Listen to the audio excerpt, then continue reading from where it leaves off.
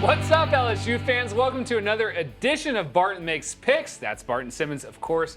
I'm Trey Scott. And Barton, today we're going to go week by week, game by game, and you're going to tell us what's in store in year 3 under Coach Ed Orgeron. I'm feeling big things for the Tigers. We'll see. We'll see what the schedule says. Coach O altered our expectations for this year after what happened last season. I think he exceeded what a lot of people expected. Now you got Joe Burrow coming back. You got a really good recruiting class coming in, of which I think there's some guys that can make an impact. So let's dig in. Loaded roster. Georgia Southern week 1, easy one.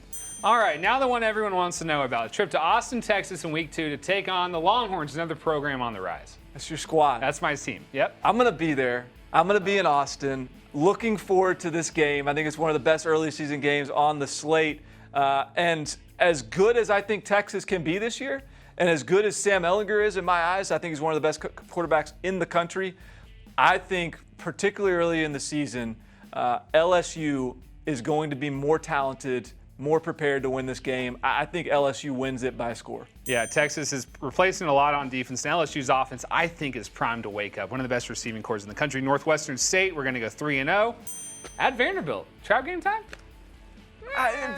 Look, Vanderbilt can beat some teams in the SEC, some top-tier teams, but I just don't think when you got a team like LSU with the mass that they're bringing to the line of scrimmage, Vanderbilt can't hold up against that. So give the win to LSU. 4-0 by Utah State. Kind of a fun game. The Aggies won 10 games last season. They lose their coach but return star quarterback Jordan Love. Jordan Love's back, but they lost a ton of starters as in addition to the coach. So this is actually a really quality non-conference game.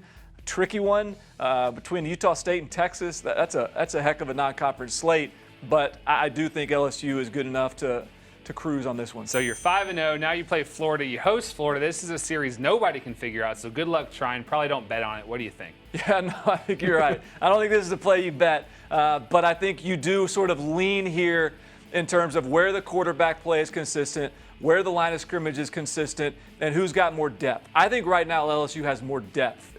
Even when you got maybe a true freshman starter at cornerback and Derek Stingley, I don't think he's going to look like a true freshman quarterback. We got an influx of running back talent coming into this 2019 class. I think that LSU, in a really close one, wins. And against a bad Florida offensive line, maybe could live on Chyson's his chops. 6-0 at Mississippi State. This is a tough stretch here because Mississippi State is good.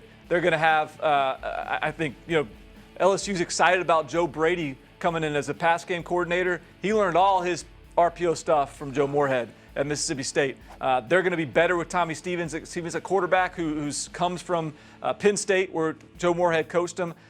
So I think Mississippi State's better than people realize, but I also think LSU wins. So at 7-0, we're probably looking at a top 5 team right now. Auburn, big test. You know Gus Malzahn wants this one. Yeah, but look, this is a tough stretch here. You got Florida, you got at Mississippi State. Now you got Auburn, a game that you want to win. Obviously, you feel like you should win, but Auburn is, given their schedule, this is going to be one of those games where they just got to have it. And I think that Gus Malzahn, in that Houdini kind of way, where he figures out a way to just sort of stay out of trouble, I think that he does enough to win this. Oh, 7-1. That hurts the SEC West dreams because after a bye week, we got to go to Tuscaloosa now. That's tricky.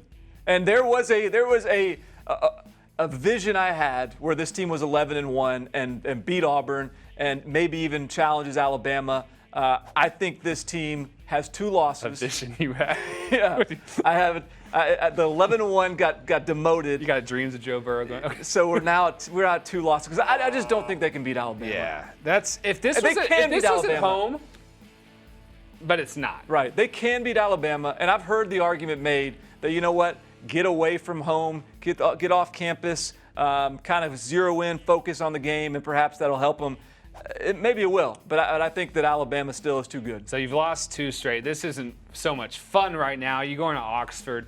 They're going to win that one. Okay, all right. Yeah. 8-2. Well, they're going to win the next one too. Arkansas. I kind of let it slip a little bit because they beat Arkansas, and here comes Texas A&M at home, fast, right. And that's a really, really good team. Hopefully, it doesn't go 7-0. But I let it slip a little bit. I see a 2-loss team, which means this is a win. All right. I think LSU at 10-2. Another New Year's Six Bowl coming up. Yeah, they're right there. Ed Orgeron's doing a heck of a job.